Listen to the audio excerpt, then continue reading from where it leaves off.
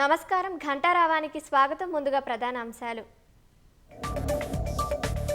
బనకచెర్లపై committee పరిష్కరించని అంశాలను చర్చిస్తాం. తుమ్మిడిహట్టి కోసం మహారాష్ట్రలో పర్యటిస్తానన్న రేవంత్ రెడ్డి.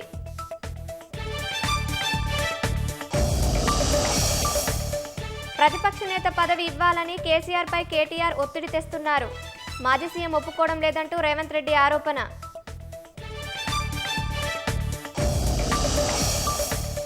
కాజీపేటలోని కోచ్ ఫ్యాక్టరీ నిర్మాణ పనులు పరిశీలించిన జీఎం 2026 మార్చి నాటికి నిర్మాణం పూర్తవుతుందని వెల్లడి.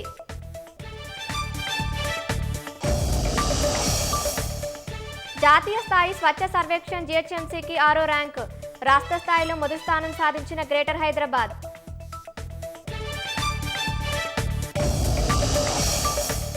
ఇరాక్లోని షాపింగ్ మాల్లో అగ్ని ప్రమాదం. 61 మంది మృతి, 45 మందిని కాపాడిన సహాయక సిబ్బంది.